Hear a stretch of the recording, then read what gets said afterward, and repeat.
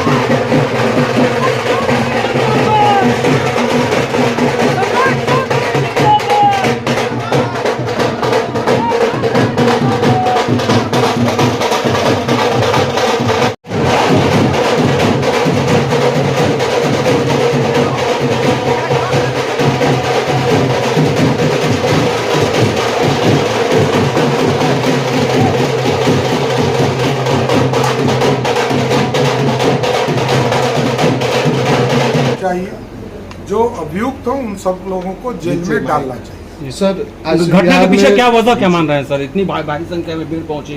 नहीं, परमिशन ही नहीं लिया है उस व्यक्ति ने जो कार्यक्रम करा रहे हैं, जो अभी तक काफी लोगों के माध्यम से सूचना प्राप्त हुई। स्पष्ट दिखता है कि सूचना बिना सरकार के परमिशन का कार्यक्रम, तो ऐसे लोगों पर तुरंत कार्रवाई होगी। सख्त कार्रवाई होगी। सर बिहार में आज से नियुक्तियां शुरू हो गई हैं, इसको लेकर क्या करेंगे? ये तो कमिटमेंट है, लोग क्रेडिट लेना चाहते हैं, यहाँ ये कमिटमेंट है। 2020 में जब बिहार में हम चुनाव में आए थे तो हम लोगों ने 7 निश्चय पार्ट 2 में ये घोषणा किया था कि 10 लाख सरकारी नौकरी देने का काम है।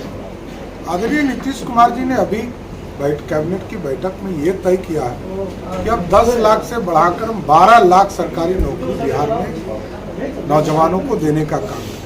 और अभी तक 22 लाख लोगों को रोजगार देने का काम बिहार की सरकार ने दिया और अगले 1.5 साल में 11 लाख लोगों को रोजगार भी बिहार की सरकार देगी। इसलिए पूरा ऑप्शन है हमारे नौजवानों के लिए, सरकारी नौकरी में जाने का, उद्योग धंधे करने का, रोजगार करने का, और बिहार विकसित होगा इसके पूरी कल्पना आगे खड़े करेंगे। सर सदन में राहुल गांधी ने हिंदुओं को विवादित बयान दिया था, उसको लेकर क्या कहेंगे? देखिए, बक्सर में भी आप घूमेंगे, जिसने राजद को भी वोट किया होगा, उनसे भी पूछेंगे तो वो कहेंगे कि सनातन का अपमान नहीं सही।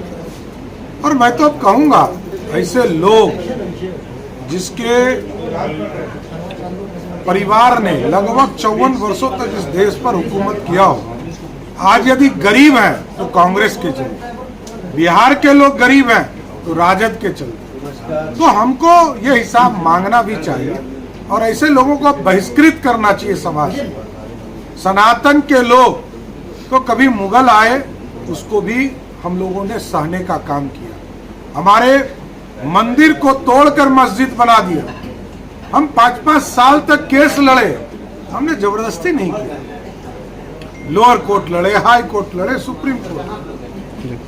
370 एक समुदाय विशेष के लिए लागू कर दिया गया, व्यक्तियों के लिए लागू कर दिया गया, उसको भी उखाड़कर देश के यशस्वी प्रधानमंत्री ने फेंकने का काम किया। जो पंडित चाणक्य ने सपना देखा था आज से 2000 वर्ष पहले, अखंड भारत, उस अखंड भारत का सपना नरेंद्र मोदी की सरकार ने किया। इसलिए ऐसे लोग जो पार्लियामेंट के अंदर इस तरह का बयान देते हो, ऐसे लोगों पे कार्रवाई भी करना चाहिए और समाज के लोगों से आग्रह करेंगे कि ऐसे लोगों को बहिष्कृत करना चाहिए। बक्सर में भाजपा बिहार में संकल्प की पगड़ी अयोध्या में समापन संदेश क्या? अब लेट हो गया आप दोस्त। चलिए और इनको थोड़ा